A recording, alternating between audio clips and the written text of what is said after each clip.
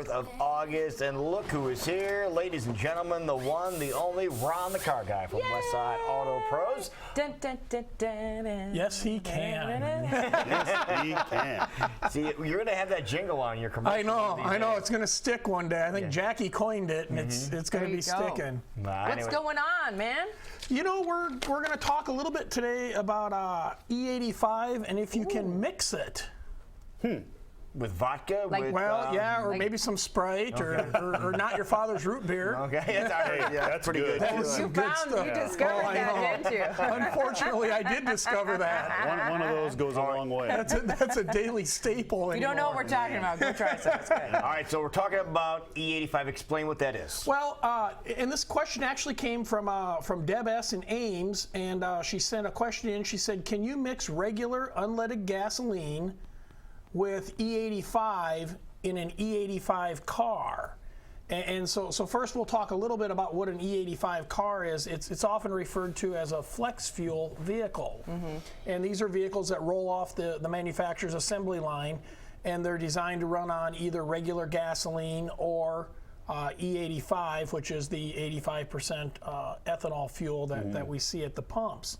And the cars look the same as any other car. I mean, really the only difference you can see visually is they have some additional badging on it. They'll have a decal or a badge on it somewhere that says flex fuel vehicle, and that's Right. how you know that it can operate and burn E85 fuels. So that's what we're referring to here is, you know, if you have an E85 vehicle, can you mix gasoline in the tank when it already has E85 in? And the answer to your question, Deb, is yes, you can do that. And I've heard, you know, different people discuss this topic, and some say no, you shouldn't mix the two. You know, the car's either going to run on E85 or it's going to run on gasoline, and that's not true.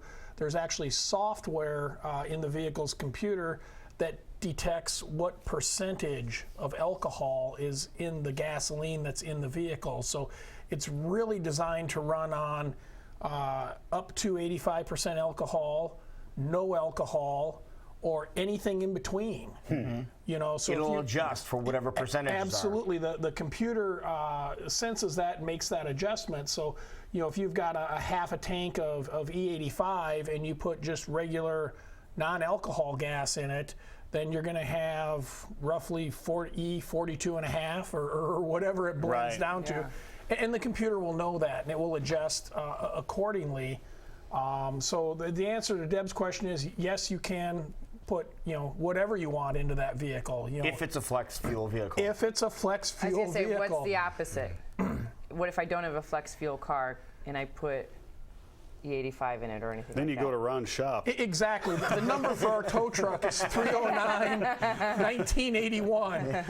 And history has shown if you do put E85 in a non-flex fuel vehicle, it will operate and go about 5 blocks. Really? 5 blocks? About 5 blocks. It's about all the further that And car then will it'll go. shut down. Yeah, the car will quit running. It won't Really? run. Yeah, Yeah. absolutely. We typically tow them in within about a half a mile of wherever the vehicle was fueled up or misfueled. And then what happens? Can you save it? I mean, you just drain it out? Oftentimes you can, Jason. It can be as simple as just, you know, draining the fuel tank, flushing everything out, putting regular gasoline in and going. Or, you know, depending on how long it was in there, maybe you waited a couple of days to call us, you coasted into a parking lot or something. The components in that fuel system aren't designed to have that much alcohol around them. And the softer components, the plastics and the rubber material in there, which is primarily the fuel pump, will swell and cause damage to that. So it could be as simple as just draining the fuel tank, putting new fuel in, And cleaning the system. what does that run usually? You know, you're probably looking at a couple $100 to do that. Okay. If it's damaged components, you know, you could be upwards of $1,500 to $2,000. It's So an expensive tank of gas. it is. And we it all know is. people who don't handle alcohol very well, so this makes sense. Now, And sometimes your cars can't handle alcohol well now either. speaking of vehicles getting the wrong fuel fuel in them. I'm sure you've run across a situation where somebody might have a car that is a diesel and they go up to the gas pumps and they grab the wrong handle and they fill it up with gasoline instead of diesel. And vice versa. Yep. Mm-hmm. Absolutely. And again, the same. It would be worse to put gasoline in a diesel vehicle versus diesel in a gasoline vehicle. Diesel in a gasoline vehicle is pretty much just cleaning things up and you're good to go, because diesel fuel is just a really thin oil. It's not going to really damage anything, but vice versa, depending on what type of a diesel vehicle it is. You could run into problems because the newer diesel engines run off a high pressure, and now they're trying to pressurize gasoline, and there's no lubrication in that, and you could really screw some stuff up.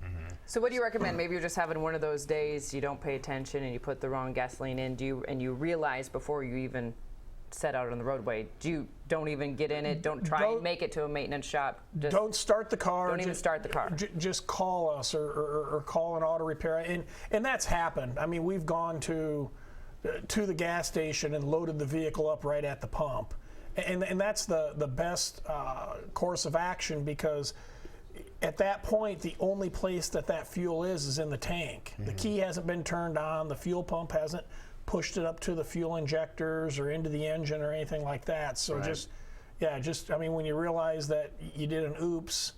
Because it happens. Oh yeah, we're all human. I mean, nobody's perfect. We're going to make mistakes.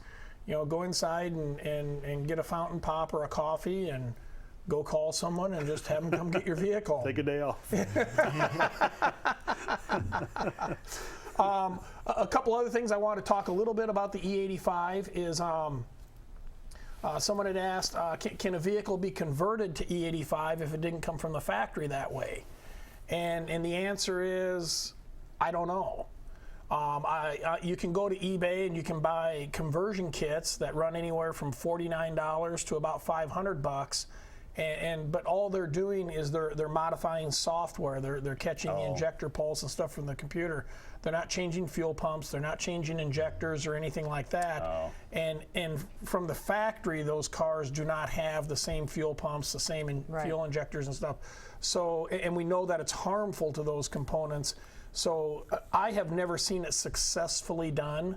That's not to say that it's not possible. And if there's a viewer out there that has seen it successfully done, I'd like to know about it. I mean, I'm curious about something like that, but I don't think it's possible for a long-term operation.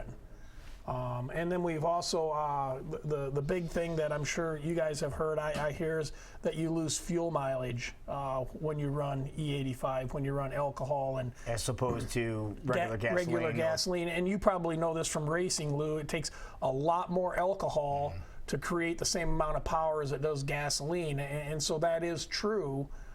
If you're going to operate on E85 versus gasoline, you do see a fuel mileage decrease, and so you need to look at the cost difference. If you're trying to save money, you need to look at the cost difference between the fuel versus the mileage that you lose to see if you're coming out.